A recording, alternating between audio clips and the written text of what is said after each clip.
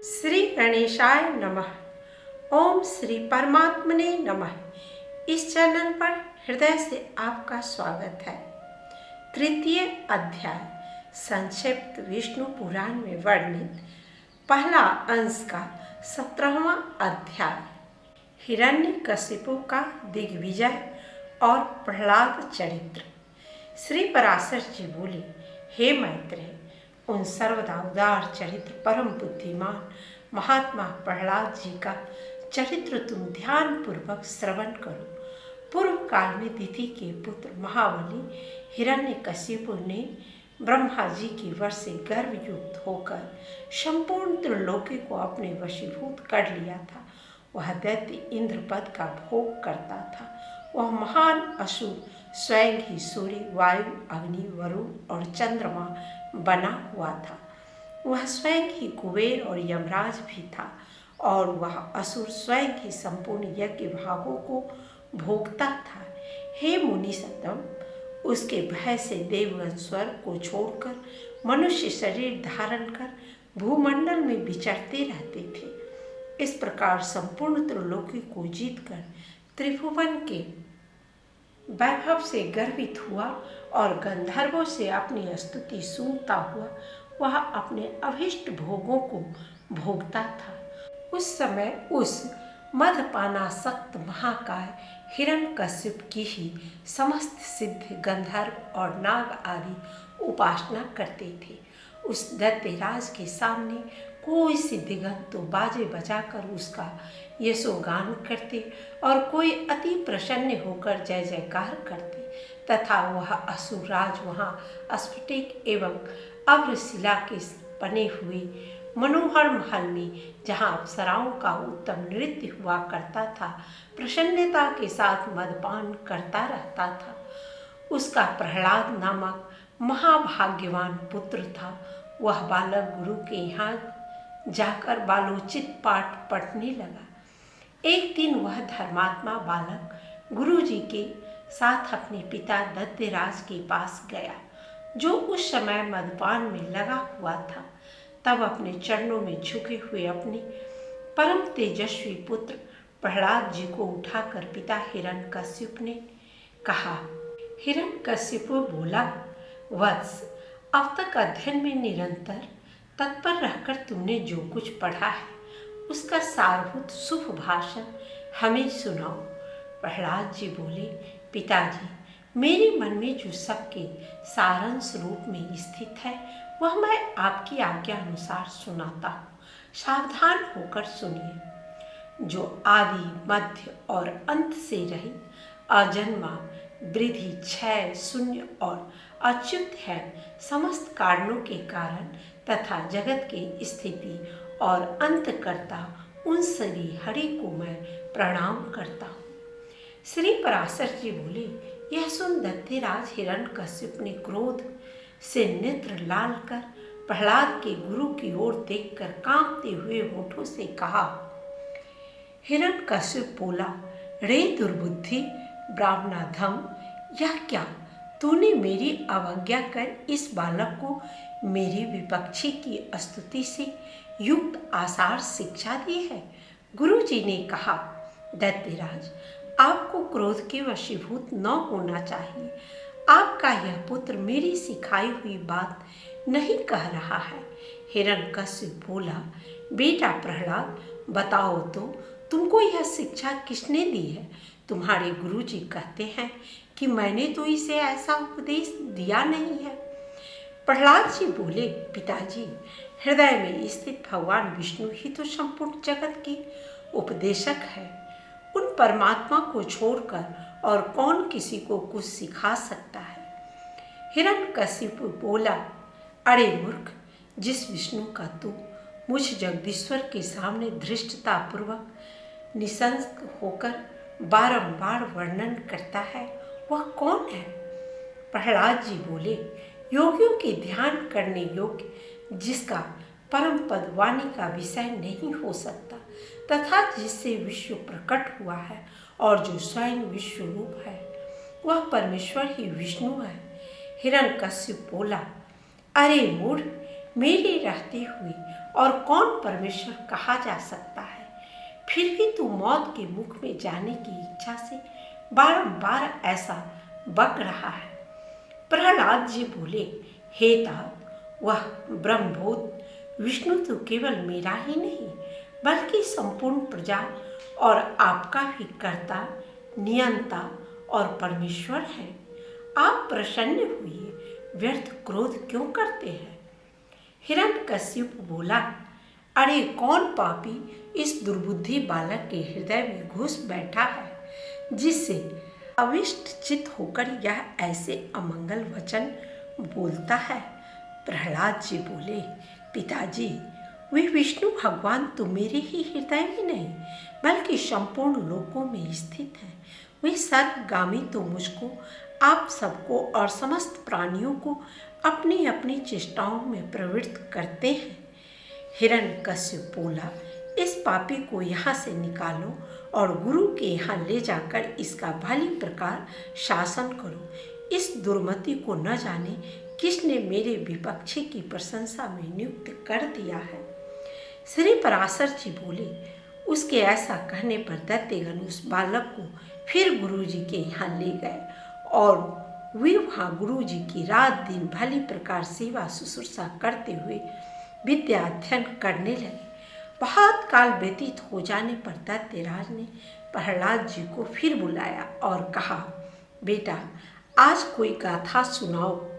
प्रहलाद जी बोले, जिनसे प्रधान पुरुष और यह चराचर जगत उत्पन्न हुआ है, वे सकल प्रपंच के कारण श्री विष्णु भगवान हम पर प्रसन्न हो। हिरण्यकश्यप बोला, अरे यह बड़ा दुर्मात्मा है, इसको मार डालो। अब इसके जीने से कोई लाभ नहीं है, क्योंकि स्वपक्ष की हानि करने वाला होने से यह तो अपने कुल के लिए अंगार रूप हो गया है। श्री पराशर जी बोले, उसकी ऐसी आज्ञा होने पर सैकड़ों हजारों दैत्यगण बड़े बड़े अस्त्र शस्त्र लेकर उन्हें मारने के लिए तैयार हुए। प्रहलाद जी बोले, अरे दैत्यों, भगवान विष्णु तो शास्त्रों में, तुम लोगों में और मुझ में सर्वत्र ही स्थित है। इस सत्य के प्रभाव से इस अस्त्र शस्त्रों का मेरे ऊपर कोई प्रभाव न हो। श्री पराशर जी बोले, तब तो उन सैकड़ों दैत्यों के शस्त्र समूह का आघात होने पर भी उनको तनिक से भी वेदना न हुई। वे फिर भी ज्यों के त्यों नवीन बल संपन्न ही रहे। हिरण्यकश्यप बोला, अरे दुर्बुद्धे, अब तू विपक्षी की स्तुति करना छोड़ दे। जा, मैं तुझे अभय दान देता हूँ, अब और अधिक नादान मत हो। प्रहलाद जी बोले, हे तात, जिनके स्मरण मात्र से जन्म, जरा और मृत्यु आदि के समस्त भय दूर हो जाते हैं, उन सकल भयहारी अनंत के हृदय में स्थित रहते मुझे भय कहाँ रह सकता है? हिरण्यकश्यप बोला, अरे सर्पो, इस अत्यंत दुर्बुद्धि और दुराचारी को अपने विषाग्नि संतप्त मुखों से काटकर शीघ्र ही नष्ट कर दो। श्री पराशर जी बोले, ऐसी आज्ञा होने पर अति क्रूर और विस्तर तक्षक आदि सर्पों ने उनके समस्त अंगों में काटा, किंतु उन्हें न तो श्री कृष्ण चंद्र में आसक्त चित्त रहने के कारण भगवत स्मरण के परमानंद में डूबे रहने से उन महासर्पों के काटने पर भी अपने शरीर की कोई सुधि नहीं हुई। सर्प बोले, हे दैत्यराज, देखो, हमारी दाढ़ें टूट गई, मनियाँ चटकने लगी, फनों में पीड़ा होने लगी और हृदय कांपने लगा, तथापि इसकी त्वचा तो जरा भी नहीं कटी। इसलिए अब आप हमें कोई और कार्य बताइए। हिरण्यकश्यप बोला, हे दिग्गजों, तुम सब अपने संकीर्ण दांतों को मिलाकर मेरे शत्रु पक्षद्वार मुझसे विमुख किए हुए इस बालक को मार डालो। देखो, जैसे अग्नि से उत्पन्न हुआ अग्नि उसी को जला डालता है, उसी प्रकार कोई कोई जिससे उत्पन्न होते हैं उसी के नाश करने वाले हो जाते हैं। श्री पराशर जी बोले, तब पर्वत शिखर के समान विशालकाय दिग्गजों ने उस बालक को पृथ्वी पर पटक कर अपने दांतों से खूब रौंदा, किंतु श्री गोविंद का स्मरण करते रहने से हाथियों के हजारों दांत उनके वक्ष स्थल से टकरा कर टूट गए। तब उन्होंने पिता हिरण्यकश्यप से कहा, ये जो हाथियों के वज्र के समान कठोर दांत टूट गए हैं, इसमें मेरा कोई बल नहीं है। यह तो श्री जनार्दन भगवान की महाविपत्ति और क्लेशों के नष्ट करने वाले स्मरण का ही प्रभाव है। हिरण्यकश्यप बोला, अरे दिग्गजों, तुम हट जाओ। दैत्यगण, तुम अग्नि जलाओ, और हे वायु, तुम अग्नि को प्रज्वलित करो, जिससे इस पापी को जला डाला जाए। श्री पराशर जी बोले, तब अपने स्वामी की आज्ञा से दानवगण काष्ठ के एक बड़े ढेर में स्थित उस असुर राजकुमार को अग्नि प्रज्वलित करके जलाने लगे। प्रहलाद जी बोले, हे तात, पवन से प्रेरित हुआ भी यह अग्नि मुझे नहीं जलाता। मुझको तो सभी दिशाएं ऐसी शीतल प्रतीत होती है, मानो मेरे चारों ओर कमल बिछे हुए हो। श्री पराशर जी बोले, तदनंतर शुक्र जी के पुत्र बड़े वाग्मी महात्मा पुरोहितगण सामनीति से दैत्य राज्य की बड़ाई करते हुए बोले। पुरोहित बोले, हे राजन, अपने इस बालक पुत्र के प्रति अपना क्रोध शांत कीजिए। आपको तो देवताओं पर ही क्रोध करना चाहिए, क्योंकि उसकी सफलता तो वही है। हे राजन, हम आपके इस बालक को ऐसी शिक्षा देंगे जिससे यह विपक्ष के नाश का कारण होकर आपके प्रति अति विनीत हो जाएगा। दैत्यराज, बाल्यावस्था तो सब प्रकार के दोषों का आश्रय होती ही है, इसलिए आपको इस बालक पर अत्यंत क्रोध का प्रयोग नहीं करना चाहिए। यदि हमारे कहने से भी यह विष्णु का पक्ष नहीं छोड़ेगा, तो हम इसको नष्ट करने के लिए किसी प्रकार न टलने वाली कृत्या उत्पन्न करेंगे। श्री पराशर जी ने कहा, पुरोहितों की इस प्रकार प्रार्थना करने पर दैत्यराज ने दैत्यों द्वारा प्रहलाद को अग्नि समूह से बाहर निकलवाया। फिर प्रहलाद जी गुरु जी के यहाँ रहते हुए उनके पढ़ा चुकने पर अन्य दानव कुमारों को बार बार उपदेश देने लगे। प्रहलाद जी बोले, हे दैत्य कुलोत्पन्न असुर बालकों, सुनो, मैं तुम्हें परमार्थ का उपदेश करता हूँ, तुम इसे अन्यथा न समझना, क्योंकि मेरे ऐसा कहने में किसी प्रकार का लोभ आदि कारण नहीं है। सभी जीव जन्म, बाल्यावस्था और फिर यौवन प्राप्त करते हैं, तत्पश्चात दिन दिन वृद्धावस्था की प्राप्ति भी अनिवार्य ही है। और हे दैत्य राजकुमार, फिर यह जीव मृत्यु के मुख में चला जाता है, यह हम और तुम सभी प्रत्यक्ष देखते हैं। मरने पर पुनर्जन्म होता है, यह नियम भी कभी नहीं टलता। इस विषय में आगम भी प्रमाण है कि बिना उपादान की कोई वस्तु उत्पन्न नहीं होती। पुनर्जन्म प्राप्त करने वाली गर्भवास आदि जितनी अवस्थाएं हैं, उन सबको दुखपूर्वक ही जानो। मनुष्य मूर्खतावश क्षुधा, तृष्णा और शीतादि की शांति को सुख मानते हैं, परंतु वास्तव में तो वे दुख मात्र ही है।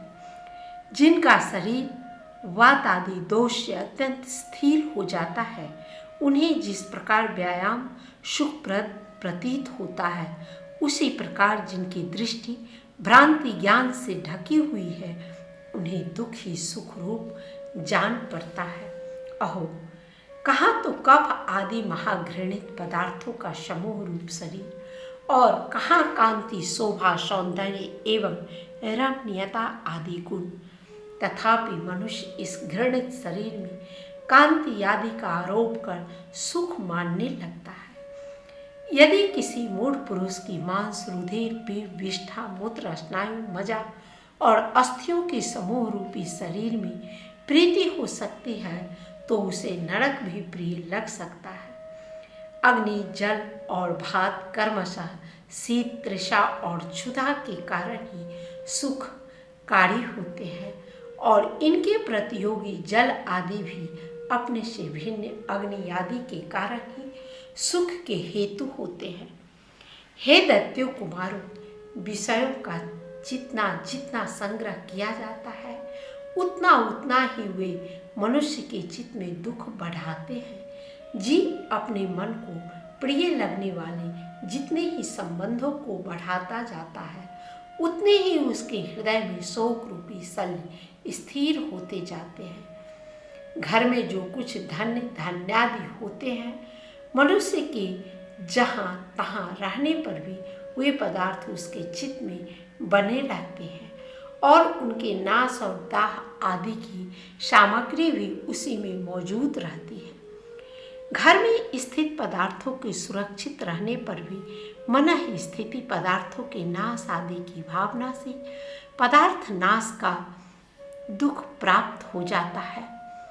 इस प्रकार जीते जीतो यहाँ महान दुख होता ही है। मरने पर भी यम यातनाओं का और गर्भ प्रवेश का उग्र कष्ट भोगना पड़ता है। यदि तुम्हें गर्भवास में लेस मात्र भी सुख का अनुमान हो तो कहो। सारा संसार इसी प्रकार अत्यंत दुखमय है, इसलिए दुखों के परम आश्रय इस संसार समुद्र में एकमात्र विष्णु भगवान ही आप लोगों की परम गति है।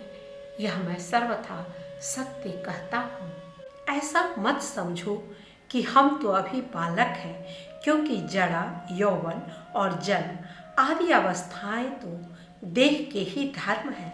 शरीर का अधिष्ठाता आत्मा तो नित्य है, उसमें यह कोई धर्म नहीं है।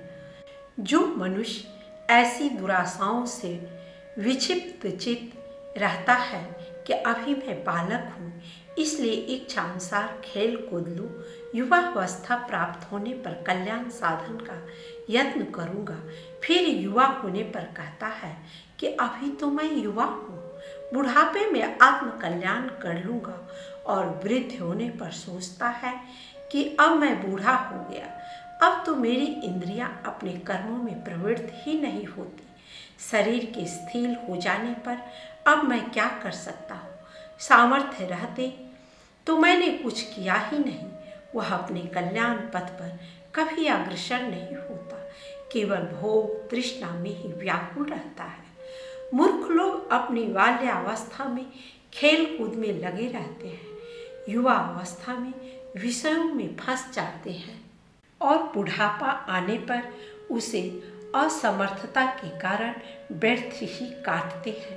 इसलिए विवेकी पुरुष को चाहिए कि देह की बाल्य, यौवन और वृद्ध आदि अवस्थाओं की अपेक्षा न करके बाल्यावस्था में ही अपने कल्याण का यत्न करें। मैंने तुम लोगों से जो कुछ कहा है उसे यदि तुम मिथ्या नहीं समझते तो मेरी प्रसन्नता के लिए ही बंधन को छुटाने वाले श्री विष्णु भगवान का स्मरण करो। उनका स्मरण करने में परिश्रम भी क्या है, और स्मरण मात्र से ही वे अति सुख फल देते हैं, तथा रात दिन उन्हीं का स्मरण करने वालों का पाप भी नष्ट हो जाता है। उन सर्वभूतस्थ प्रभु में तुम्हारी बुद्धि अहर्निश लगी रहे और उनमें निरंतर तुम्हारा प्रेम बढ़े। इस प्रकार तुम्हारे समस्त क्लेश दूर हो जाएंगे। जबकि यह सभी संसार तापत्रय से दग्ध हो रहा है, तो इन बेचारे सोचनीय जीवों से कौन बुद्धिमान द्वेष करेगा? ऐसा दिखाई दे कि और जीव तो आनंद में है, मैं ही परम शक्तिहीन हूँ, तब भी प्रसन्न ही होना चाहिए, क्योंकि द्वेष का फल तो दुख रूप ही है। यदि कोई प्राणी बैर भाव से द्वेष भी करे तो विचार वालों के लिए तो वे अहो ये महामोह से व्याप्त है, इस प्रकार अत्यंत सोचनीय ही है। हे दैत्यगण, ये मैंने भिन्न भिन्न दृष्टि वालों के विकल्प, भिन्न भिन्न उपाय कहे हैं। अब उनका समन्वय पूर्वक संक्षेप विचार सुनो। यह संपूर्ण जगत सर्वभूतमय भगवान विष्णु का विस्तार है, अतः विचक्षण पुरुषों को इसे आत्मा के समान अभेद रूप से देखना चाहिए। इसलिए दैत्य भाव को छोड़कर हम और तुम ऐसा यत्न करें जिससे शांति लाभ कर सके। जो अग्नि, सूर्य, चंद्रमा, वायु, मेघ, वरुण, सिद्ध, राक्षस, यक्ष, दैत्यराज, सर्प, किन्नर, मनुष्य, पशु और अपने दोषों से तथा ज्वर, नेत्रोग, अतिसार, प्लीहा और गुल्म आदि रोगों से एवं द्वेष, ईर्षा, मत्सर, राग, लोभ और किसी अन्य भाव से भी कभी छिन्न नहीं होती और जो सर्वदा अत्यंत निर्मल है उसे मनुष्य अमर स्वरूप श्री केशव में मनोनिवेश करने से प्राप्त कर लेता है। हे दैत्यों, मैं आग्रह पूर्वक कहता हूँ, तुम इस असार संसार के विषयों में कभी संतुष्ट मत होना। तुम सर्वत्र समदृष्टि करो, क्योंकि समता ही श्री अच्युत्य की आराधना है। उन अच्युत्य के प्रसन्न होने पर फिर संसार में दुर्लभ ही क्या है। तुम धैर्य, अर्थ और काम की इच्छा कभी न करना, वे तो अत्यंत तुच्छ हैं। उस ब्रह्मरूप महावृक्ष का आश्रय लेने पर तो तुम निसंदेह महाफल प्राप्त कर लोगे। इस प्रकार श्री विष्णु पुराण के पहले अंश में 17वां अध्याय समाप्त। 18वां अध्याय प्रहलाद को मारने के लिए विष, शस्त्र और अग्नि आदि का प्रयोग एवं प्रहलाद कृत भगवत स्तुति। श्री पराशर जी बोले, उनकी ऐसी चेष्टा देख दैत्यों ने दैत्यराज हिरण्यकश्यप से डरकर उससे सारा वृतांत कह सुनाया और उसने भी तुरंत अपने रसोइयों को बुलाकर कहा। हिरण्यकश्यप बोला, अरे सूदगण, मेरा यह दुष्ट और दुर्मति पुत्र औरों को भी कुमार्ग का उपदेश देता है, अतः तुम शीघ्र ही इसे मार डालो। तुम उसे उसके बिना जाने समस्त खाद्य पदार्थों में हलाहल विष मिलाकर दो और किसी प्रकार का सोच विचार न कर उस पापी को मार डालो। श्री पराशर जी बोले, तब उन रसोइयों ने महात्मा प्रहलाद को जैसे कि उनके पिता ने आज्ञा दी थी उसी के अनुसार विष दे दिया। हे मैत्रेय, तब वे उस घोर हलाहल विष को भगवान नाम के उच्चारण से अभिमंत्रित कर अन्न के साथ खा गए तथा भगवान नाम के प्रभाव से निस्तेज हुए उस विष को खाकर उसे बिना किसी विकार के पचाकर स्वस्थ चित्त से स्थित रहे। उस महान विष को पचा हुआ देख रसोइयों ने भय से व्याकुल हुए हिरण्यकश्यप के पास जा उसे प्रणाम करके कहा। शुद्धगण बोले, हे दैत्यराज, हमने आपकी आज्ञा से अत्यंत तीक्ष्ण विष दिया था, तथापि आपके पुत्र प्रहलाद ने उसे अन्न के साथ पचा लिया। हिरण्यकश्यप बोला, हे पुरोहितगण, शीघ्रता करो, उसे नष्ट करने के लिए अब कृत्य उत्पन्न करो और देरी न करो। श्री पराशर जी बोले, तब पुरोहितों ने अति विनीत प्रहलाद से उसके पास जाकर शांतिपूर्वक कहा। पुरोहित बोले, हे आयुष्मान, तुम त्रिलोकियों में विख्यात ब्रह्मा जी के कुल में उत्पन्न हुए हो और दैत्यराज हिरण्यकश्यप के पुत्र हो। तुम्हें देवता, अनंत अथवा और भी किसी से क्या प्रयोजन है।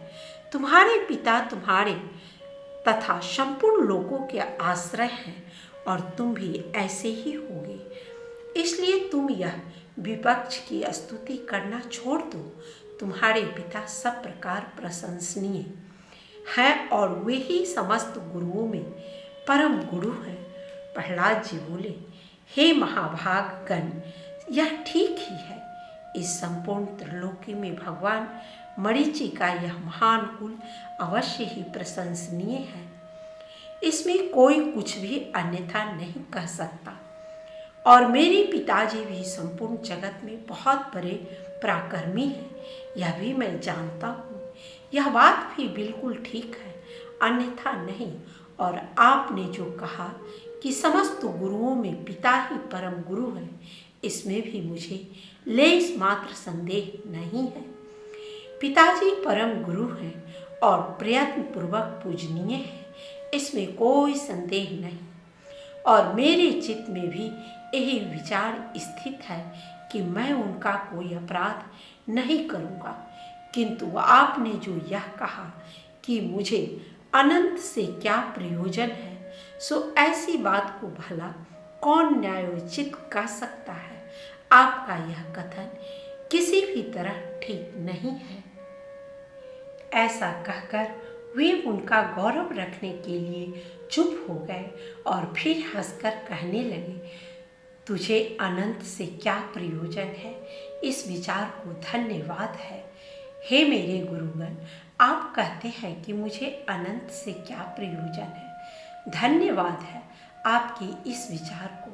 अच्छा, यदि आपको बुरा न लगे तो मुझे अनंत से जो प्रयोजन है सो सुनिए। धर्म, अर्थ, काम और मोक्ष, ये 4 पुरुषार्थ कहे जाते हैं। ये चारों ही जिनसे सिद्ध होते हैं, उनसे क्या प्रयोजन। आपके इस कथन को क्या कहा जाए।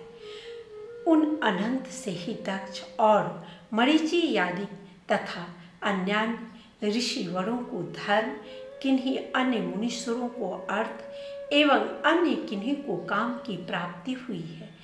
किन्हीं अन्य महापुरुषों के ज्ञान, ध्यान और समाधि के द्वारा उन्हीं के तत्व को जानकर अपने संसार बंधन को काटकर मोक्ष पद प्राप्त किया है। अतः संपत्ति, ऐश्वर्य, महात्म्य, ज्ञान, संतति और कर्म तथा मोक्ष, इन सब की एकमात्र मूल श्री हरि की आराधना ही उपार्जनीय है। हे द्विजगण, इस प्रकार जिनसे अर्थ, धर्म, काम और मोक्ष, ये चारों ही फल प्राप्त होते हैं, उनके लिए भी आप ऐसा क्यों कहते हैं कि अनंत से तुझे क्या प्रयोजन है और बहुत कहने से क्या लाभ। आप लोग तो मेरे गुरु हैं, उचित अनुचित सभी कुछ कह सकते हैं और मुझे तो विचार भी बहुत ही कम है। इस विषय में अधिक क्या कहा जाए। मेरे विचार से तो सबके अंतःकरण में स्थित एकमात्र वही संसार के स्वामी तथा उसके रचयिता, पालक और संहारक है। वे ही भोक्ता और भोज तथा वे ही एकमात्र जगदीश्वर है। हे गुरुगण, मैंने बाल्य भाव से यदि कुछ अनुचित कहा हो तो आप क्षमा करें। पुरोहित गण बोले, अरे बालक, हमने तो यह समझकर कि तू फिर ऐसी बात न कहेगा, तुझे अग्नि में जलने से बचाया है। हम यह नहीं जानते थे कि तू ऐसा बुद्धिहीन है। रे दुर्मते, यदि तू हमारे कहने से अपने इस मोहमय आग्रह को नहीं छोड़ेगा तो हम तुझे नष्ट करने के लिए कृत्य उत्पन्न करेंगे। प्रहलाद जी बोले, कौन जीव किससे मारा जाता है और कौन किससे रक्षित होता है। शुभ और अशुभ आचरणों के द्वारा आत्मा स्वयं ही अपनी रक्षा और नाश करता है। कर्मों के कारण ही सब उत्पन्न होते हैं और कर्म ही उनकी शुभाशुभ गतियों के साधन है। इसलिए प्रयत्न पूर्वक शुभ कर्मों का ही आचरण करना चाहिए। श्री पराशर जी बोले, उनके ऐसा कहने पर उन दैत्यराज के पुरोहितों ने क्रोधित होकर अग्नि शिखा के समान प्रज्वलित शरीर वाली कृत्या उत्पन्न कर दी। उस अति भयंकरी ने अपने पदाघात से पृथ्वी को कंपित करते हुए वहां प्रकट होकर बड़े क्रोध से प्रहलाद जी की छाती में त्रिशूल से प्रहार किया।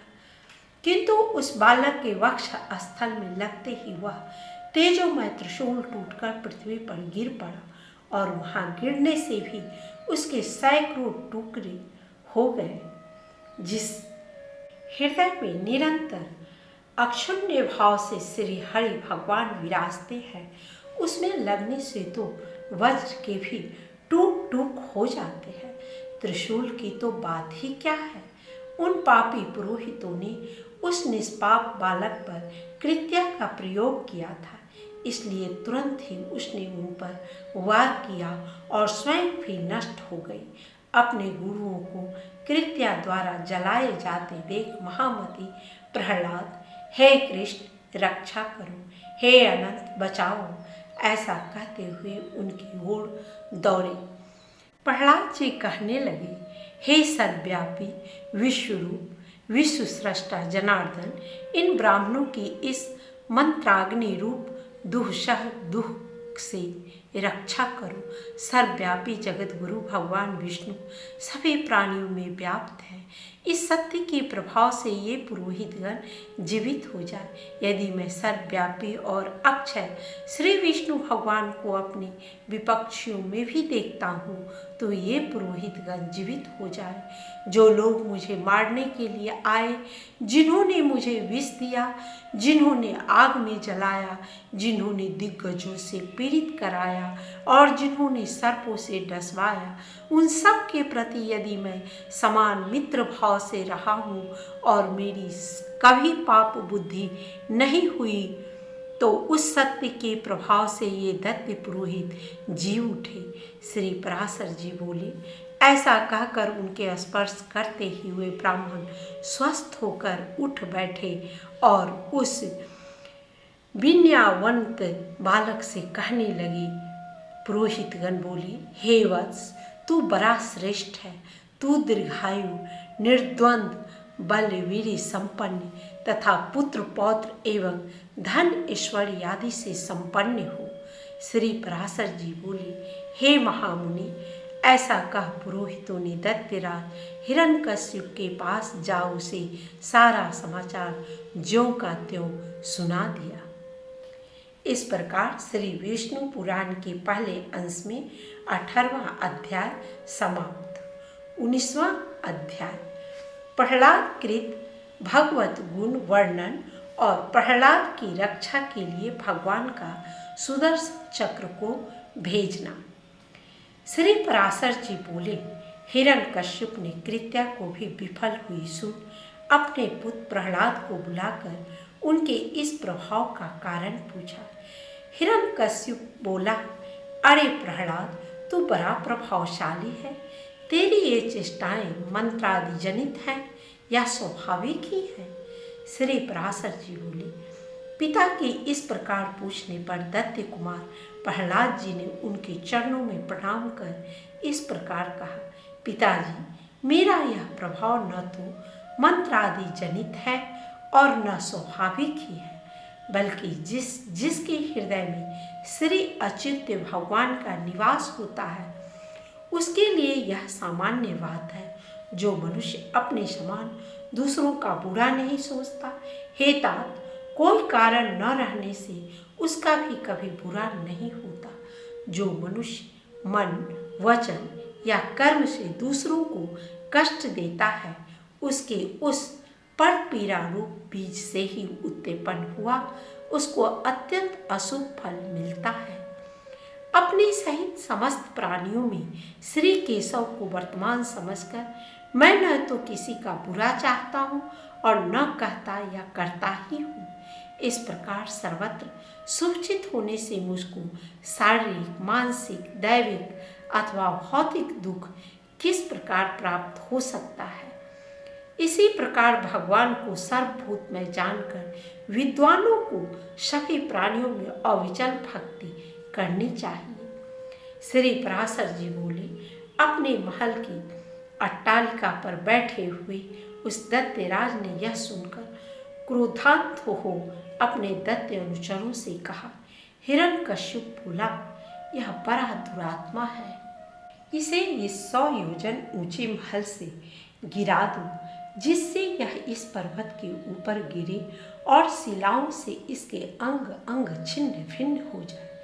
तब उन समस्त दैत्य और दानवों ने उन्हें महल से गिरा दिया और वे भी उनके ढकेलने से हृदय में श्री हरि का स्मरण करते करते नीचे गिर गए। जगतकर्ता भगवान केशव के परम भक्त प्रहलाद जी के गिरते समय उन्हें जगधात्री पृथ्वी ने निकट जाकर अपनी गोद में ले लिया। तब बिना किसी हड्डी पसली के टूटे उन्हें स्वस्थ देख दैत्यराज हिरण्यकश्यप ने परम मायावी सम्रासुर से कहा।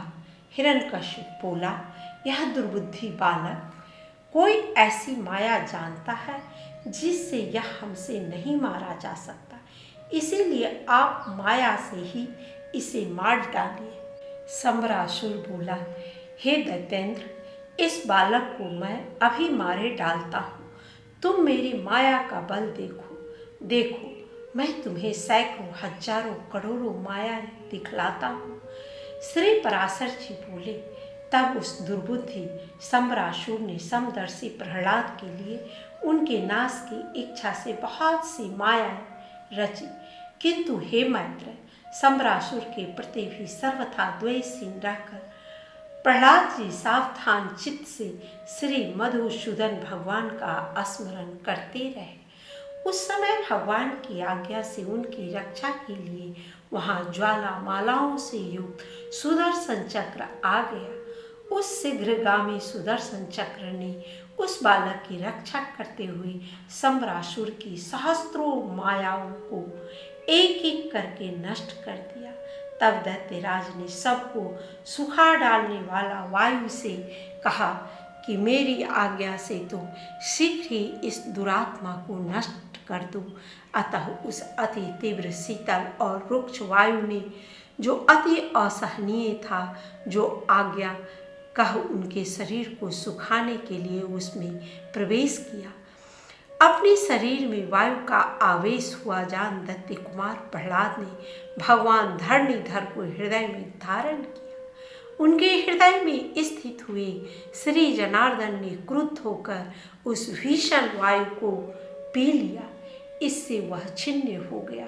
इस प्रकार पवन और संपूर्ण मायाओं के छिन्न हो जाने पर महामती प्रहलाद जी अपने गुरु के घर चले गए। तदनंतर गुरु जी उन्हें नित्य प्रति शुक्राचार्य जी की बनाई हुई राज्य फल प्रदायिनी राजनीति का अध्ययन कराने लगे। जब गुरु जी ने उन्हें नीति शास्त्र में निपुण और विनय संपन्न देखा तो उनके पिता से कहा, अब यह सुशिक्षित हो गया है। आचार्य बोले, हे दैत्यराज, अब हमने तुम्हारे पुत्र को नीति शास्त्र में पूर्णता निपुण कर दिया है। भृगुनंदन शुक्राचार्य जी ने जो कुछ कहा है उसे प्रहलाद तत्वतः जानता है। हिरण्यकश्यप बोला, प्रहलाद, यह तो बता, राजा को मित्रों से कैसा बर्ताव करना चाहिए और शत्रुओं से कैसा, तथा त्रिलोकी में जो मध्यस्थ दोनों पक्षों के हित चिंतक हों उनसे किस प्रकार आचरण करे। मंत्रियों, अमात्यों, वाह्य और अंतःपुर के सेवकों, गुप्तचरों, पूर्ववासियों, संकितों, जिन्हें जीतकर बलात् दास बना लिया गया है, तथा अन्यान्य जनों के प्रति किस प्रकार व्यवहार करना चाहिए। हे प्रहलाद, यह ठीक ठीक बता कि करने और न करने योग्य कार्यों का विधान किस प्रकार करें। दुर्ग और आट्विक जंगली मनुष्य आदि को किस प्रकार वशीभूत करे और गुप्त शत्रु रूप कांटे को कैसे निकाले। यह सब तथा और भी जो कुछ तूने पढ़ा हो वह सब मुझे सुना। मैं तेरे मन के भावों को जानने के लिए बहुत उत्सुक हूँ। श्री पराशर जी बोले, तब विनय भूषण प्रहलाद जी ने पिता के चरणों में प्रणाम कर दैत्यराज हिरण्यकश्यप से हाथ जोड़कर कहा। प्रहलाद जी बोले, पिताजी, इसमें संदेह नहीं, गुरुजी ने तो मुझे इन सभी विषयों की शिक्षा दी है और मैं उन्हें समझ भी गया हूँ, परंतु मेरा विचार है कि वे नीतियाँ अच्छी नहीं हैं। शाम, दाम तथा दंड और भेद, ये सब उपाय मित्रादि के साधने के लिए बतलाए गए हैं। किंतु पिताजी, आप क्रोध न करें, मुझे तो कोई शत्रु मित्र आदि दिखाई ही नहीं देते। और हे महाबाहो, जब कोई साध्य ही नहीं है तो इन साधनों से लेना ही क्या है। हे तात, सर्वभूतात्मक जगन्नाथ जगन्मय परमात्मा गोविंद में भला शत्रु मित्र की बात ही कहाँ है। श्री विष्णु भगवान तो आप में, मुझ में और अन्यत्र भी सभी जगह वर्तमान है। फिर यह मेरा मित्र है और यह शत्रु है, ऐसे भेदभाव को स्थान ही कहाँ है। इसलिए हे तात, अविद्याजन दुष्कर्मों में प्रवृत्त करने वाले इस वाग जाल को सर्वथा छोड़कर अपने सुख के लिए ही यत्न करना चाहिए। हे दैत्यराज, अज्ञान के कारण ही मनुष्यों की अविद्या में विद्या बुद्धि होती है। बालक क्या अज्ञानवश खद्योत को ही अग्नि नहीं समझ लेता? कर्म वही है जो बंधन का कारण न हो, और विद्या भी वही है जो मुक्ति की साधिका हो।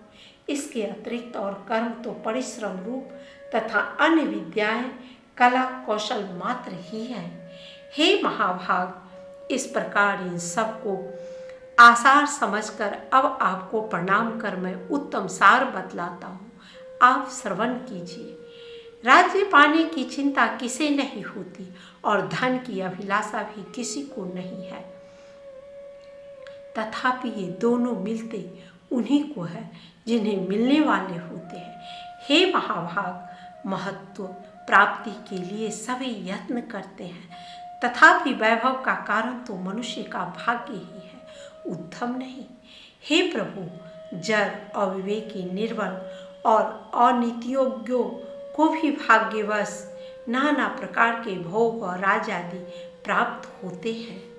इसलिए जिसे महान वैभव की इच्छा हो उसे केवल पुण्य संचय का ही यत्न करना चाहिए, और जिसे मोक्ष की इच्छा हो उसे भी समत्व लाभ का ही प्रयत्न करना चाहिए। देव, मनुष्य, पशु, पक्षी, वृक्ष और सरीसृप ये सब भगवान विष्णु से भिन्न भिन्न से स्थित हुए भी वास्तव में श्री अनंत के ही रूप हैं। इस बात को जानने वाला पुरुष संपूर्ण चराचर जगत को आत्मवत देखते हैं, क्योंकि यह सब विश्व रूपधारी भगवान विष्णु ही हैं। ऐसा जान लेने पर वे अनादि परमेश्वर भगवान अच्युत प्रसन्न होते हैं, और उनके प्रसन्न होने पर सभी क्लेश छिन्न हो जाते हैं। श्री पराशर जी बोले, यह सुनकर हिरण्यकश्यप ने क्रोधपूर्वक अपने राज सिंहासन से उठकर पुत्र प्रहलाद के वक्षस्थल में लात मारी, और क्रोध तथा अमर्ष से जलते हुए मानो संपूर्ण संसार को मार डालेगा इस प्रकार हाथ मलता हुआ बोला। हिरण्यकश्यप ने कहा, हे विप्रचिते, हे राहो, हे बल, तुम लोग इसे भली प्रकार नागपाश से बांधकर महासागर में डाल दो, देरी मत करो, नहीं तो संपूर्ण लोक और दैत्य दानव आदि भी इस मूढ़ दुरात्मा के मत का ही अनुगमन करेंगे, अर्थात इसकी तरह वे भी विष्णु भक्त हो जाएंगे। हमने इसे बहु तेरा रोका, तथापि यह दुष्ट शत्रु की ही स्तुति किए जाता है। ठीक है, दुष्टों को तो मार देना ही लाभदायक होता है। श्री पराशर जी बोले, तब उन दैत्यों ने अपने स्वामी की आज्ञा को सिरोधार्य कर तुरंत ही उन्हें नागपाश से बांधकर समुद्र में डाल दिया। उस समय प्रहलाद जी के हिलने डुलने से संपूर्ण महासागर में हलचल मच गई, और अत्यंत क्षोभ के कारण उसमें सब ओर ऊंची ऊंची लहरें उठने लगी। हे महामते, उस महान जलपुर से संपूर्ण पृथ्वी को डूबती देख हिरण्यकश्यप ने दैत्यों से इस प्रकार कहा।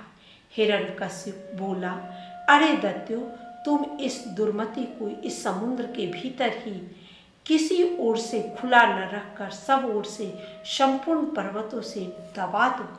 देखो, इसे न तो अग्नि ने जलाया, न तो यह शस्त्रों से कटा, न सर्पों से नष्ट हुआ, और न वायु, विष और कृत्या से ही छिन्न हुआ, तथा न यह मायाओं से ऊपर से गिरने से अथवा दिग्गजों से ही मारा गया। यह बालक अत्यंत दुष्ट चित्त है, अब इसके जीवन का कोई प्रयोजन नहीं है। अतः अब यह पर्वतों से लदा हुआ हजारों वर्ष तक जल में ही पड़ा रहे, इससे यह दुर्मति स्वयं ही प्राण छोड़ देगा।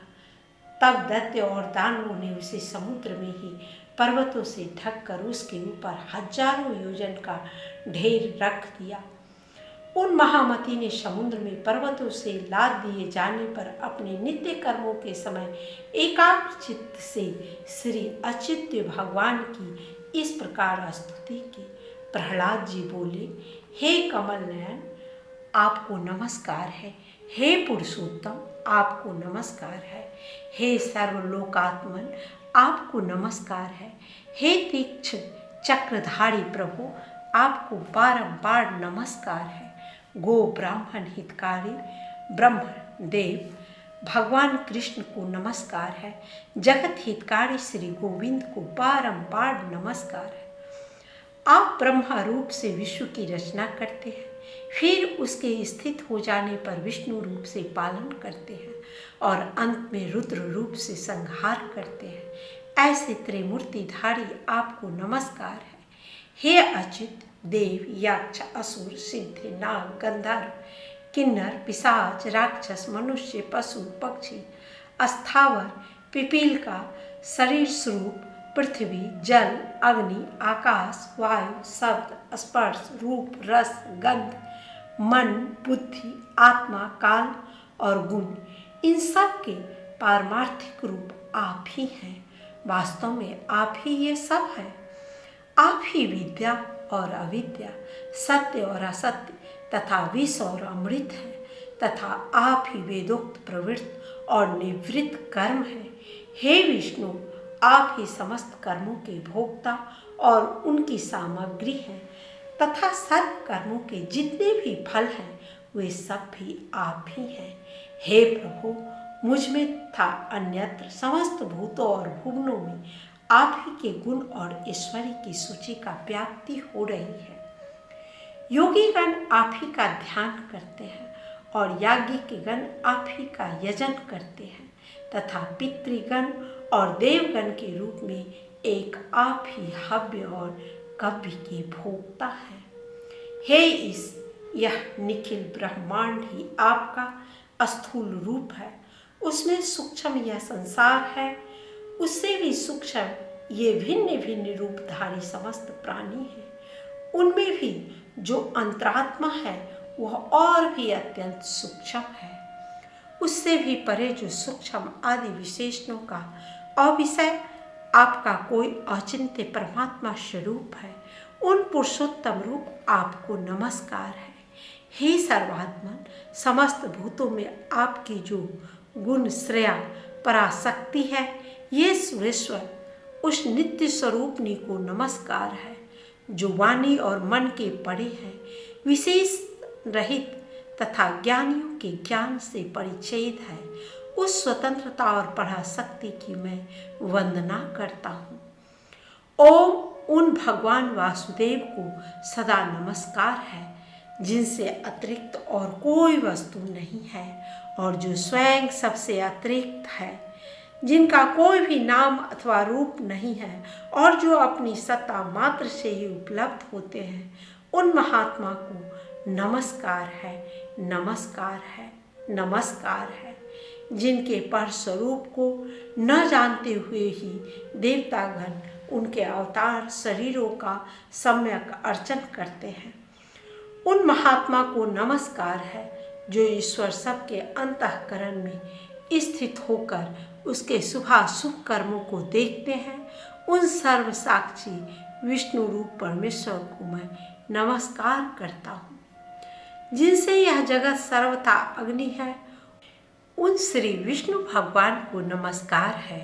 वे जगत के आदि कारण और योगियों के ध्येय अव्यय हरि मुझ पर प्रसन्न हो, जिनमें यह संपूर्ण विश्व ओतप्रोत है।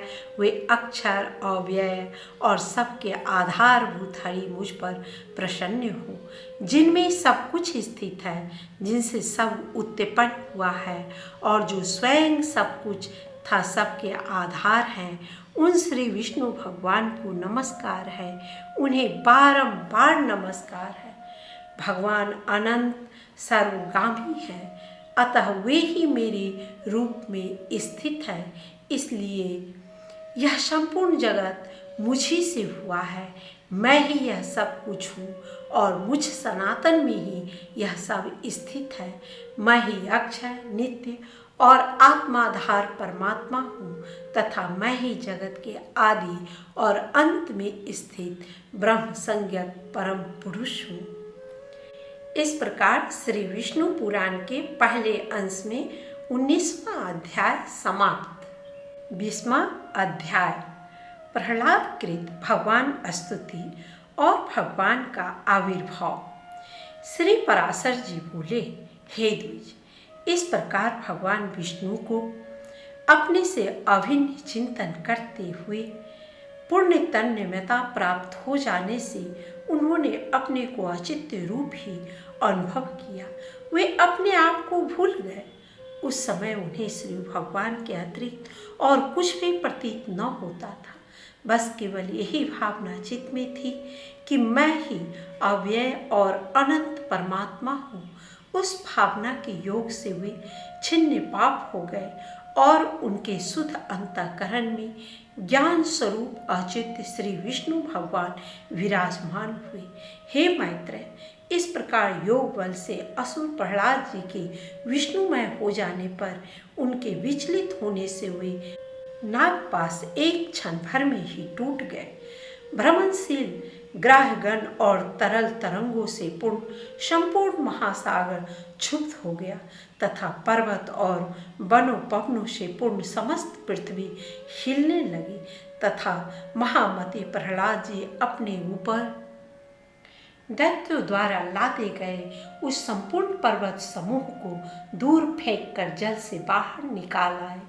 तब आकाश आदि रूप जगत को फिर देखकर उन्हें चित्त में यह पुनः भान हुआ कि मैं प्रहलाद हूँ और उन महाबुद्धिमान ने मन, वाणी और शरीर के संयम पूर्वक धैर्य धारण कर एकाग्र चित्त से पुनः भगवान अनादि पुरुषोत्तम की स्तुति की।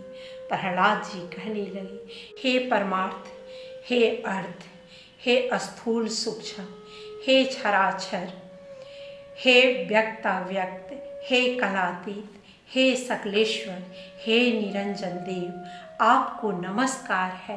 हे गुणों को अनुरंजित करने वाले, हे गुणाधार, हे निर्गुणात्मन, हे गुणा स्थित, हे मूर्त और अमूर्त रूप, हे महामूर्तिमन, हे सूक्ष्म मूर्ति, हे प्रकाशा प्रकाश स्वरूप, आपको नमस्कार है। हे विकराल और सुंदर रूप, हे विद्या और अविद्यामय अच्युत, हे सद सत्य रूप जगत के उद्भव स्थान और सद जगत के पालक, आपको नमस्कार है।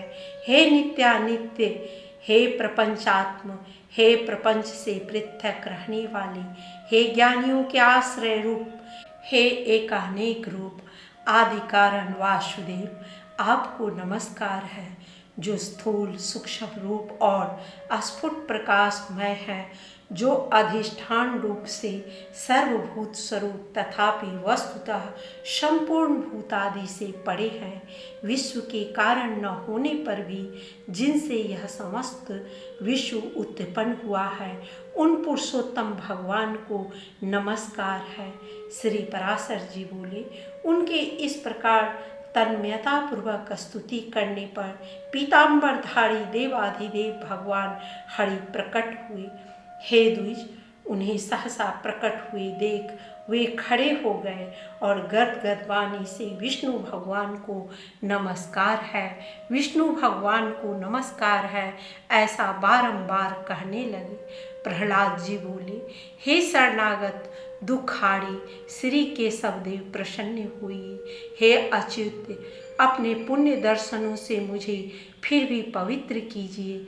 श्री भगवान बोले, हे प्रहलाद, मैं तेरी अन्य भक्ति से अति प्रसन्न हूँ, तुझे जिस वर की इच्छा हो मांग ले। प्रहलाद जी बोले, हे नाथ, सहस्त्रों योनियों में से मैं जिस में भी जाऊँ उसी में हे अच्युत आप में मेरी सर्वदा अक्षुण्य भक्ति रहे। अविवेकी पुरुषों के विषयों में जैसी अविचल प्रीति होती है, वैसे ही आपका स्मरण करते हुए मेरे हृदय से कभी दूर न हो। श्री भगवान बोले, हे प्रहलाद, मुझ में तो तेरी भक्ति है ही और आगे भी ऐसी ही रहेगी। किंतु इसके अतिरिक्त भी तुझे और जिस वर की इच्छा हो मुझसे मांग ले। प्रहलाद जी बोले, हे देव, आपकी स्तुति में प्रवृत्त होने से मेरे पिता के चित्त में मेरे प्रति जो द्वेष हुआ है, उन्हें उससे जो पाप लगा है वह नष्ट हो जाए। इसके अतिरिक्त उनकी आज्ञा से मेरे शरीर पर जो शास्त्राघात किए गए, मुझे अग्नि समूहों में डाला गया, सर्पों से कटवाया गया, भोजन में विष दिया गया, बांधकर समुद्र में डाला गया, शिलाओं से दबाया गया तथा और भी जो जो दुर्व्यवहार पिताजी ने मेरे साथ किए हैं, वे सब आप में भक्ति रखने वाले पुरुष के प्रति द्वेष होने से उन्हें उनके कारण जो पाप लगा है, हे प्रभु, आपकी कृपा से मेरे पिता उससे शीघ्र ही मुक्त हो जाए। श्री भगवान बोले, हे प्रहलाद, मेरी कृपा से तुम्हारी ये सब इच्छाएं पूर्ण होगी। हे असुर कुमार, मैं तुमको एक वर और भी देता हूँ, तुम्हें जो इच्छा हो मांग लो। प्रहलाद जी बोले, हे भगवान, मैं तो आपके इस वर से ही कृत्य हो गया कि आपकी कृपा से आप में मेरी निरंतर अविचल भक्ति रहेगी। हे प्रभु, संपूर्ण जगत के कारण रूप आप में जिसकी निश्चल भक्ति है, मुक्ति भी उसकी मुट्ठी में रहती है। फिर धर्म, अर्थ, काम से तो उसे लेना ही क्या है। श्री भगवान बोले, हे प्रहलाद, मेरी भक्ति से युक्त तेरा चित्त जैसा निश्चल है, उसके कारण तू मेरी कृपा से परम निर्वाण पद प्राप्त करेगा। श्री पराशर जी बोले, हे मैत्रेय, ऐसा कह भगवान उनके देखते देखते अंतर्धान हो गए और उन्होंने भी फिर आकर अपने पिता के चरणों की वंदना की। हे द्विज, तब पिता हिरण्यकश्यप ने जिसे नाना प्रकार से पीड़ित किया था, उस पुत्र का सिर सुनकर आंखों में आंसू भरकर कहा, बेटा, जीता तो है वह महान असुर। अपने किए पर पछताकर फिर प्रहलाद से प्रेम करने लगा और इसी प्रकार धर्मज्ञ प्रहलाद जी भी अपने गुरु और माता पिता की सेवा शुश्रूषा करने लगे। हे मैत्रेय, तदनंतर नृसिंह रूपधारी भगवान विष्णु द्वारा पिता के मारे जाने पर वे दैत्यों के राजा हुए। हे द्विज, फिर प्रारब्ध क्षय कारणी राज्य लक्ष्मी, बहुत से पुत्र पौत्रादि तथा परम ऐश्वर्य पाकर कर्माधिकार के छिन्न होने पर पुण्य पाप से रहित हो भगवान का ध्यान करते हुए उन्होंने परम निर्वाण पद प्राप्त किया। हे मैत्रेय, जिनके विषय में तुमने पूछा था, वे परम भगवत भक्त महामती दैत्य प्रवर प्रहलाद जी ऐसे प्रभावशाली हुए। उन महात्मा प्रहलाद जी के इस चरित्र को जो पुरुष सुनता है, उसके पाप शीघ्र ही नष्ट हो जाते हैं। हे मैत्रेय, इसमें संदेह नहीं कि मनुष्य प्रहलाद चरित्र के सुनने या पढ़ने से दिन रात के निरंतर किए हुए पाप से अवश्य छूट जाता है। हे द्विज, पूर्णिमा, अमावस्या, अष्टमी अथवा द्वादशी को इसे पढ़ने से मनुष्य को गोदान का फल मिलता है। जिस प्रकार भगवान ने प्रहलाद जी की संपूर्ण आपत्तियों से रक्षा की थी, उसी प्रकार वे सर्वदा उसकी भी रक्षा करते हैं जो उनका चरित्र सुनता है। इस प्रकार श्री विष्णु पुराण के पहले अंश में 20वां अध्याय समाप्त।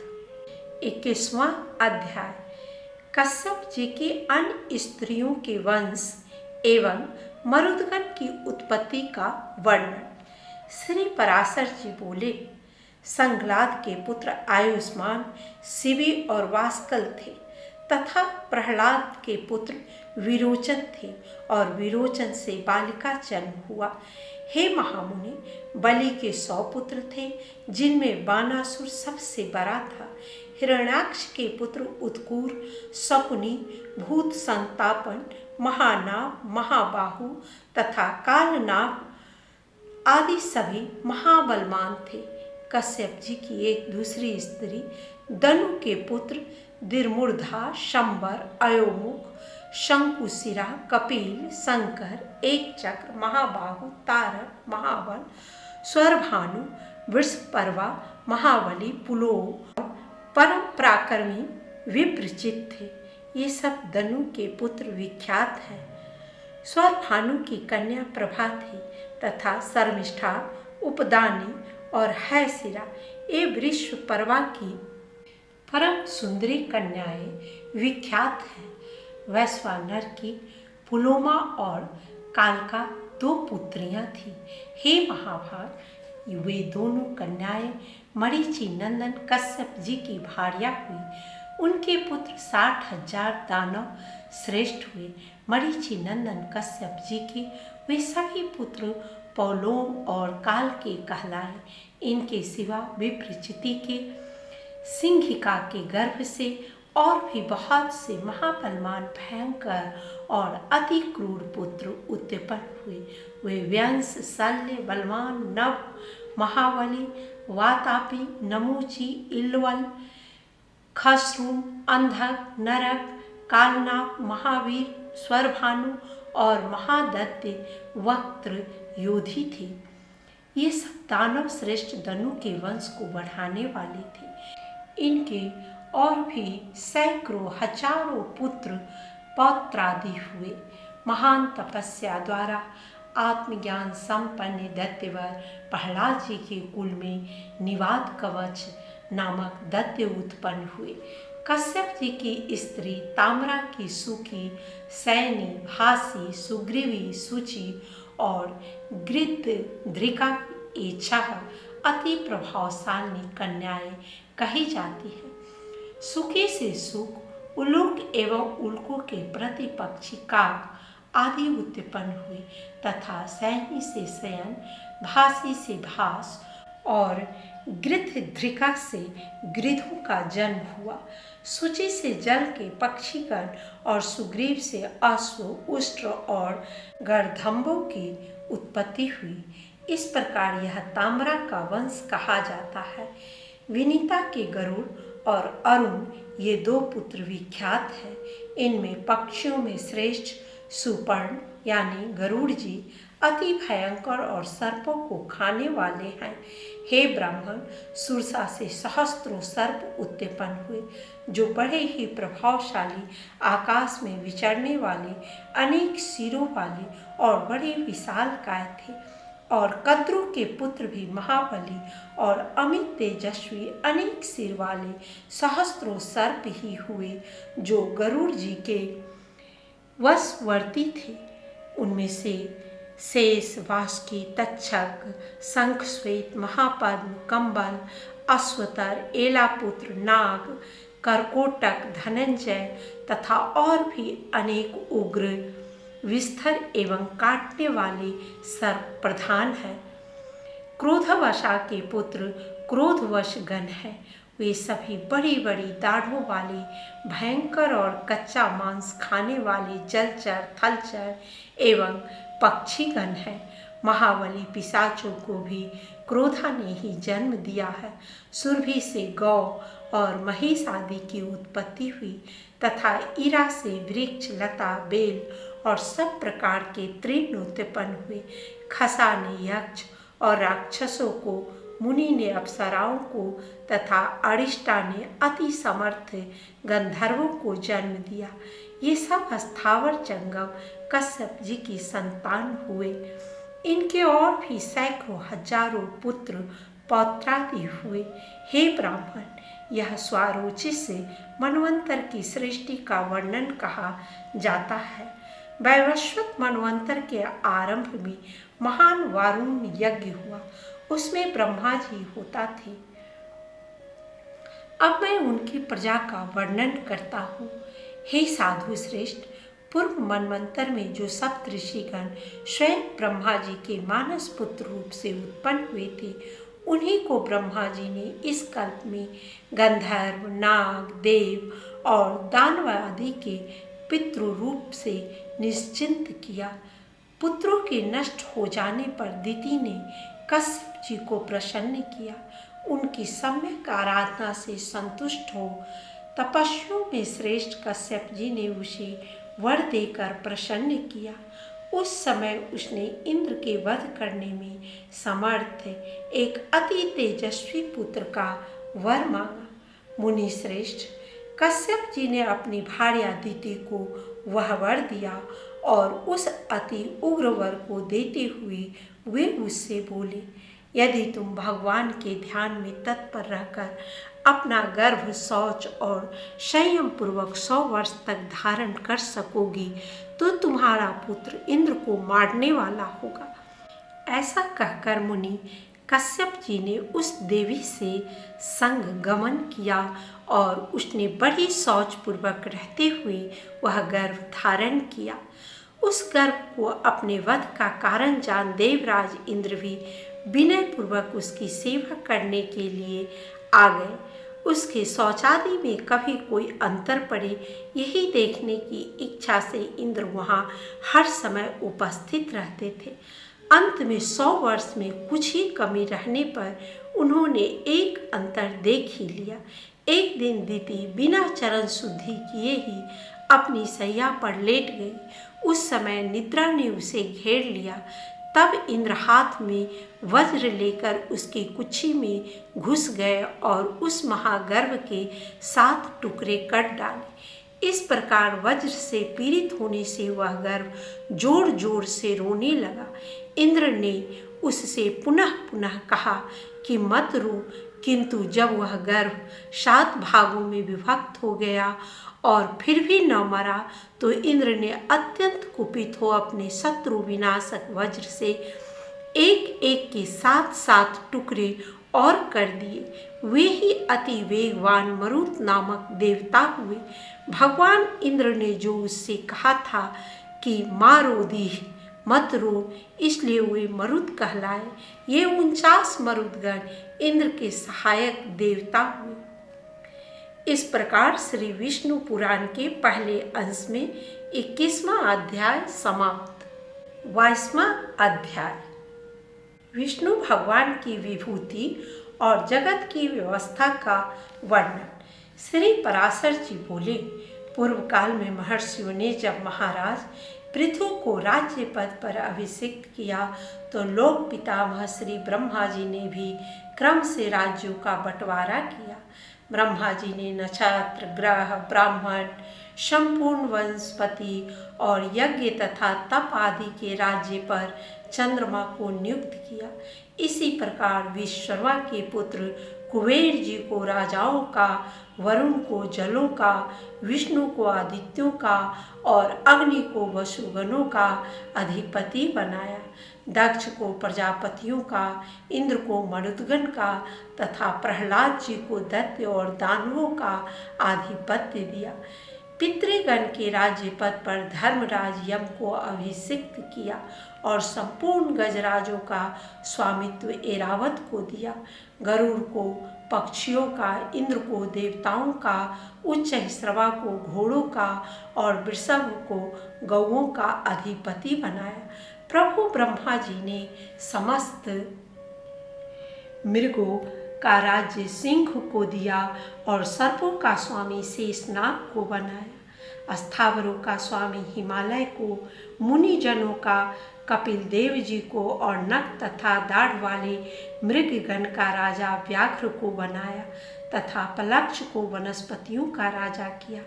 इसी प्रकार ब्रह्मा जी ने और जातियों के प्राधान्य की भी व्यवस्था की। इस प्रकार राज्यों का विभाग करने के अनंतर प्रजापतियों के स्वामी ब्रह्मा जी ने सब ओर दिक्पालों की स्थापना की। उन्होंने पूर्व दिशा में वैराज प्रजापति के पुत्र राजा सुधर्मा को दिक्पाल पद पर अभिषिक्त किया तथा दक्षिण दिशा में कर्दम प्रजापति के पुत्र राजा शंख पद की नियुक्ति की। कभी च्युत न होने वाले रजस पुत्र महात्मा केतुमान को उन्होंने पश्चिम दिशा में स्थापित किया और परजन्य प्रजापति के पुत्र अति दूरदर्श राजा हिरण्यारोमा को उत्तर दिशा में अभिषिक्त किया। वे आज तक 7 द्वीप और अनेकों नगरों से युक्त इस संपूर्ण पृथ्वी का अपने अपने विभागानुसार धर्म पूर्वक पालन करते हैं।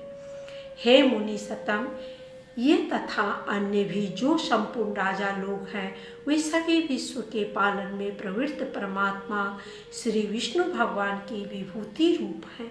हे द्विजोतम, जो भूताधिपति पहले हो गए हैं और जो आगे होंगे, वे सभी सर्वभूत भगवान विष्णु के अंश हैं।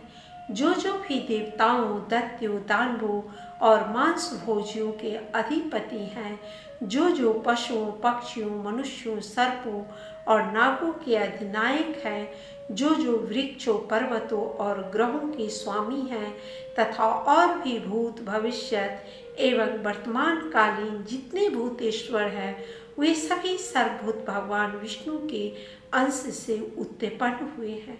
हे महाप्राज्ञ, सृष्टि के पालन कार्य में प्रवृत्त सर्वेश्वर श्री हरि को छोड़कर और किसी में भी पालन करने की शक्ति नहीं है। रजः और सत्वादि गुणों के आश्रय से वे सनातन प्रभु ही जगत की रचना के समय रचना करते हैं, स्थिति के समय पालन करते हैं और अंत समय में काल रूप से संहार करते हैं। वे जनार्दन 4 विभाग से सृष्टि के और 4 विभाग से ही स्थिति के समय रहते हैं तथा 4 रूप धारण करके ही अंत में प्रलय करते हैं। एक अंश से वे अव्यक्त स्वरूप ब्रह्मा होते हैं, दूसरे अंश से मरीचि आदि प्रजापति होते हैं, उनका तीसरा अंश काल है और चौथा संपूर्ण प्राणी। इस प्रकार वे रजोगुण विशिष्ट होकर 4 प्रकार से सृष्टि के समय स्थित होते हैं। फिर वे पुरुषोत्तम सत्व गुण का आश्रय लेकर जगत की स्थिति करते हैं। उस समय वे एक अंश से विष्णु होकर पालन करते हैं, दूसरे अंश से मनु आदि होते हैं और तीसरे अंश से काल और चौथे अंश से सर्वभूतों में स्थित होते हैं तथा अंत काल में वे अजन्मा भगवान तमोगुण की वृत्ति का आश्रय ले एक अंश से रुद्र रूप, दूसरे भाग से अग्नि और अंत कादि रूप, तीसरे से काल रूप और चौथे से संपूर्ण भूत स्वरूप हो जाते हैं। हे ब्राह्मण, विनाश करने के लिए उन महात्मा की यह 4 प्रकार की सर्वकालिक विभाग कल्पना कही जाती है। ब्रह्मा, दक्ष आदि प्रजापतिगण, काल तथा समस्त प्राणी, ये श्री हरि की विभूतियाँ जगत की सृष्टि की कारण है। हे द्विज, विष्णु, मनु आदि काल और समस्त भूतगण, ये जगत की स्थिति के कारण रूप भगवान विष्णु की विभूतियाँ हैं तथा रुद्र, काल, अंतकादि और सकल जीव श्री जनार्दन की ये 4 विभूतियाँ प्रलय की कारण रूप है। हे द्विज, जगत के आदि और मध्य में तथा प्रलय पर्यंत भी ब्रह्मा, मरीचि आदि तथा भिन्न भिन्न जीवों से ही सृष्टि हुआ करती है। सृष्टि के आरंभ में पहले ब्रह्मा जी रचना करते हैं, फिर मरीचि आदि प्रजापतिगण और तदनंतर समस्त जीव क्षण क्षण में संतान उत्पन्न करते रहते हैं। हे द्विज, काल के बिना ब्रह्मा, प्रजापति एवं अन्य समस्त प्राणी भी सृष्टि रचना नहीं कर सकते। अतः भगवान काल रूप विष्णु ही सर्वदा सृष्टि के कारण है। हे मैत्रेय, इसी प्रकार जगत की स्थिति और प्रलय में भी उन देव देव के 4 विभाग बताए जाते हैं। हे द्विज, जिस किसी जीव द्वारा जो कुछ भी रचना की जाती है, उस उत्पन्न हुए जीव की उत्पत्ति में सर्वथा श्री हरि का शरीर ही कारण है। हे मैत्रेय, इसी प्रकार जो कोई स्थावर जंगम भूतों में से किसी को नष्ट करता है, वह नाश करने वाला भी श्री जनार्दन का अंतकारक रौद्र रूप ही है। इस प्रकार वे जनार्दन देव ही समस्त संसार के रचयिता, पालनकर्ता और संहारक हैं तथा वे ही स्वयं जगत रूप भी हैं। जगत की उत्पत्ति, स्थिति और अंत के समय में वे इसी प्रकार तीनों गुणों की प्रेरणा से प्रवृत्त होते हैं, तथापि उनका परम पद महान निर्गुण है। परमात्मा का वह स्वरूप ज्ञानमय, व्यापक, स्वयं वेद और अनुपम है तथा वह भी 4 प्रकार का ही है। श्री मैत्रेय जी बोले, हे मुने, आपने जो भगवान का परम पद कहा वह 4 प्रकार का कैसे है, यह आप मुझसे विधि पूर्वक कहिए। श्री पराशर जी बोले, हे मैत्रेय, सब वस्तुओं का जो कारण होता है वही उनका साधन भी होता है, और जिस अपनी अभिमत वस्तु की सिद्धि की जाती है वही साध्य कहलाती है। मुक्ति की इच्छा वाले योगी जनों के लिए प्राणायाम आदि साधन है और परम ब्रह्म ही साध्य है, जहाँ से फिर लौटना नहीं पड़ता। हे मुनि, जो योगी की मुक्ति का कारण है वह साधनालंबन ज्ञान ही उस ब्रह्मभूत परम पद का प्रथम भेद है। क्लेश बंधन से मुक्त होने के लिए योग्याभ्यासी योगी का साध्य रूप जो ब्रह्म है, हे मुने, उसका ज्ञान ही आलंबन विज्ञान नामक दूसरा भेद है। इन दोनों साध्य साधनों का अभेद पूर्वक जो अद्वैतमय ज्ञान है उसी को मैं तीसरा भेद कहता हूँ।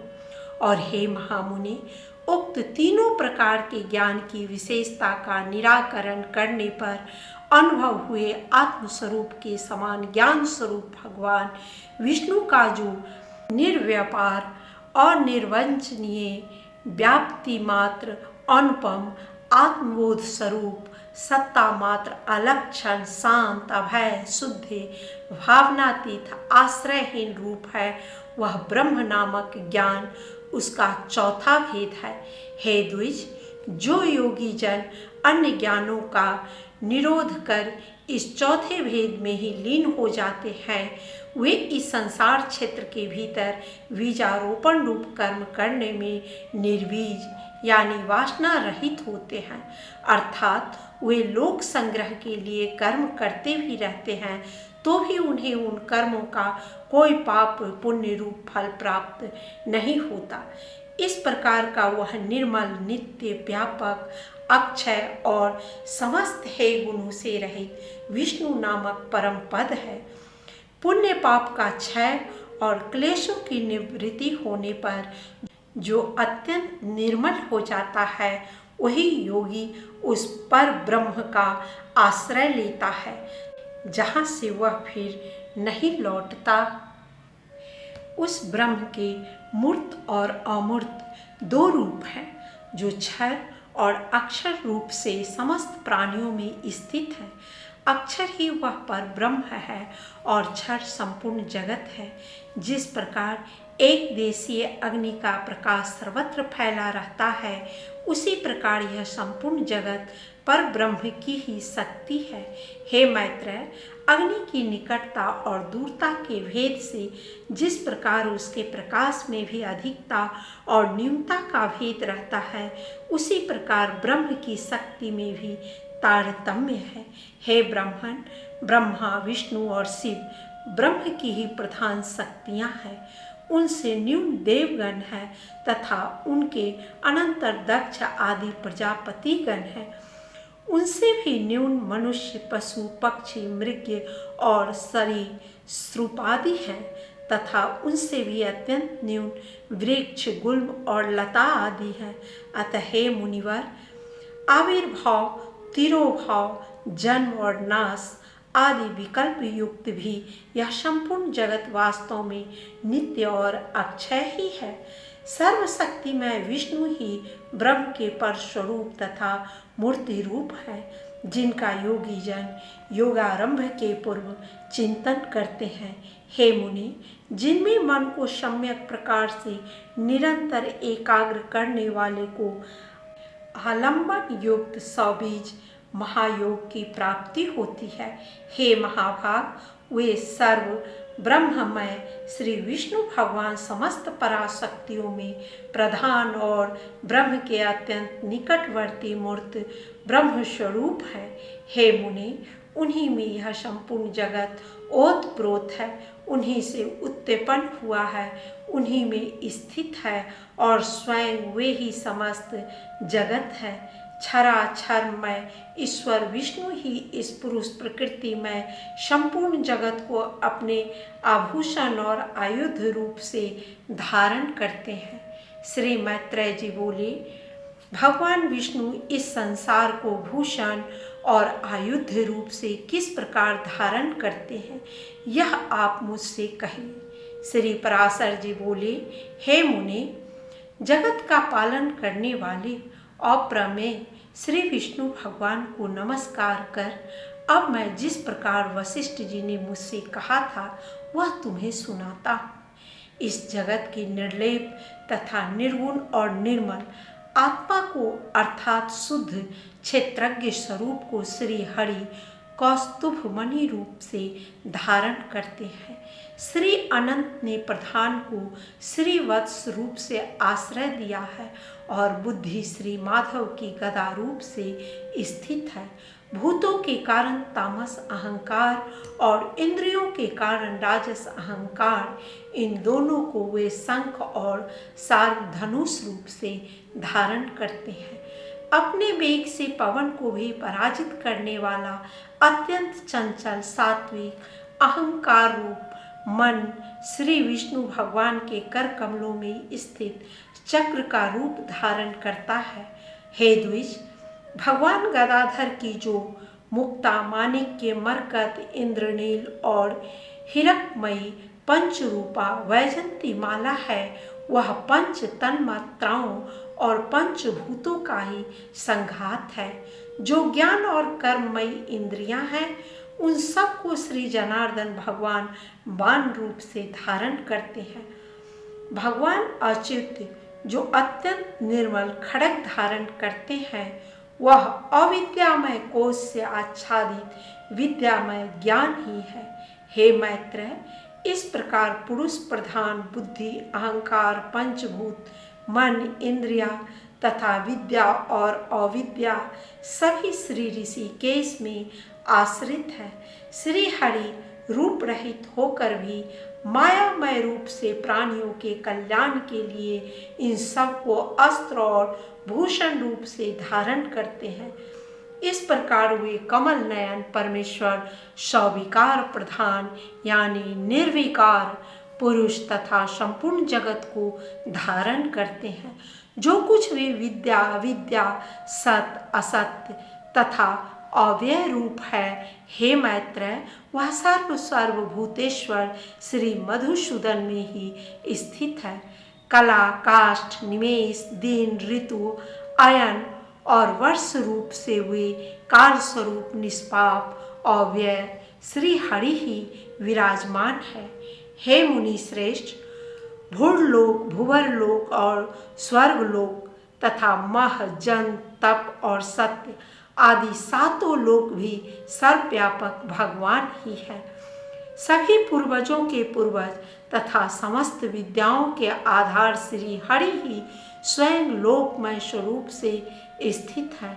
निराकार और सर्वेश्वर श्री अनंत ही भूत स्वरूप होकर देव मनुष्य और पशु आदि नाना रूपों से स्थित है। ऋग यजु साम और अथर्ववेद इतिहास उपवेद वेदांत वाक्य समस्त वेदांग मनु आदि कथित समस्त धर्मशास्त्र पुराण आदि सकल शास्त्र आख्यान अनुवाक तथा समस्त काव्य चर्चा और राग रागनी आदि जो कुछ भी हैं, वे सब शब्द मूर्तिधारी परमात्मा विष्णु का ही शरीर है। इस लोक में अथवा कहीं और भी जितने मूर्त अमूर्त पदार्थ हैं, वे सब उन्हीं का शरीर है। मैं तथा यह संपूर्ण जगत जनार्दन श्री हरि ही है। उनसे भिन्न और कुछ भी कार्य कारणादि नहीं है।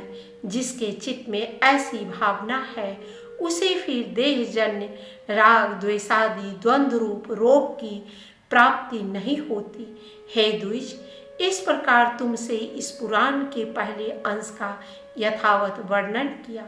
इसका श्रवण करने से मनुष्य समस्त पापों से मुक्त हो जाता है। हे मैत्रेय, 12 वर्ष तक कार्तिक मास में पुष्कर क्षेत्र में स्नान करने से जो फल होता है वह सब मनुष्यों को इसके श्रवण मात्र से मिल जाता है। हे मुने, देव, ऋषि, गंधर्व, पितृ और यक्ष आदि की उत्पत्ति का श्रवण करने वाले पुरुष को वे देवादि वरदायक हो जाते हैं। इस प्रकार श्री विष्णु पुराण के पहले अंश में 22वां अध्याय समाप्त। आज का ये एपिसोड यहीं समाप्त होता है। मिलते हैं फिर अगले एपिसोड में। महादेव की कृपा आप सबों पर बनी रहे। हर हर महादेव।